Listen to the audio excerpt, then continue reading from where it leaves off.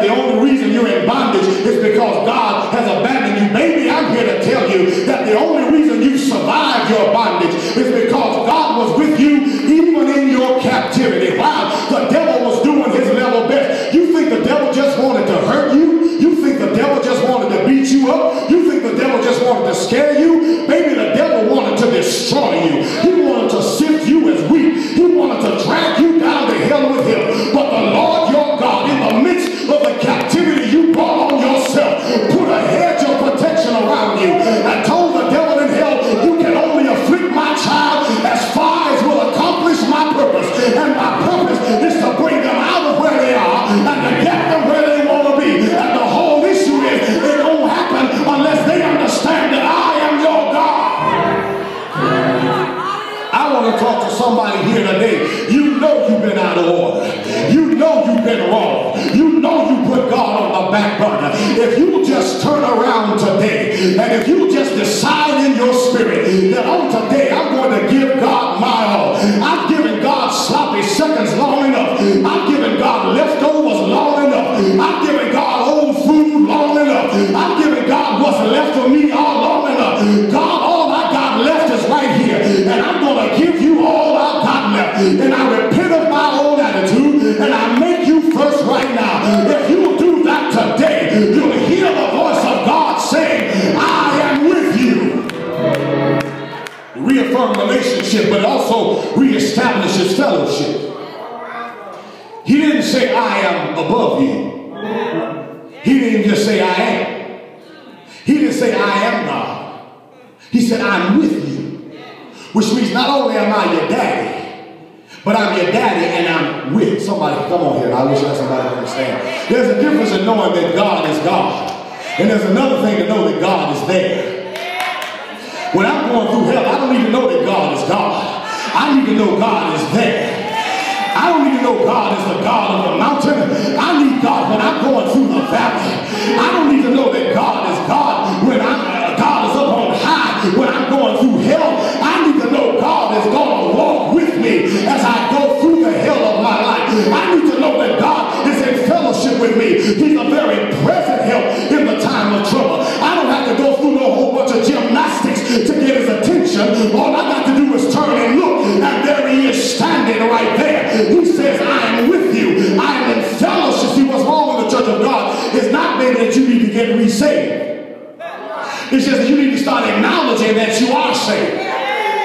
And if you start acknowledging that you are saved, you'll notice that the God you've been asking to come see about you been walking alongside you all along. But the problem was you couldn't hear him because you were listening to everybody else. You couldn't see him because you were looking at everybody else. You couldn't work for him because you had your own agenda. But all if you ever make up in your mind that for God I'll live and for God I'll die, you discover that God will show up and you say, God, I'm so glad you're with me. And God will say, baby, I never left. You left me. I never left you. And even when I wouldn't go where you were going because you were out of order all night and all day, angels watched over you. He said, he's not going to do my will. He's not going to do right. He's not going to follow me. But I'm going to send some help with him so he won't get destroyed in his stupidity.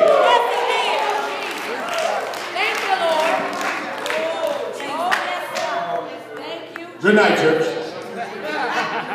That's it. Last thing he did. Reaffirm relationship. Reestablish fellowship. But bless the name of our God. He revitalized their spirit. Bible says in verse 14 that the Lord stirred up the spirit of Zerubbabel, the son of Shealtiel. And he stirred up the spirit of Joshua, the son of Josedek, the high priest. And he stirred up the spirit of all the people.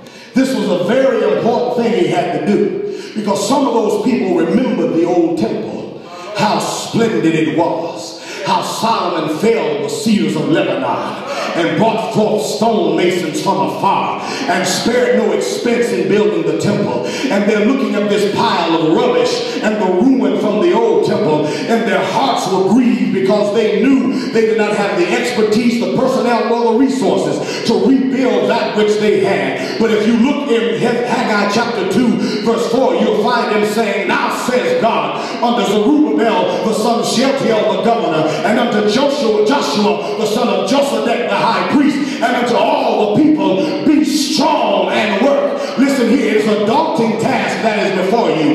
You're talking about revitalizing a community that everybody has said is dead. You're talking about rebuilding a place that everybody's trying to get out of as fast as they can. You're talking about trying to reach folk who are under the dominion of the devil, and we don't have the people, we don't have the personnel, and we don't have the resource. I keep telling you, Reverend, it's a good idea, but now is not the time. I know I need to get right by God, and I need to get myself together, and I need to go back to church, but now is not the time, because I got some other stuff I got to do. I got to get out of debt first, and I got to get my house established first, and I got to get my kids in school first. I'm coming to our pastor, but now is not the time. I know I need to quit smoking this stuff. I know I need to quit drinking this stuff. I know I need to present myself to God, but now I'm going through hell. And the job getting on my nerve, my wife getting on my nerve, my baby mama getting on my nerve, and I need something to keep me calm. And I'm going to leave this alone, but now is not the time. But God is calling out to you, child of God,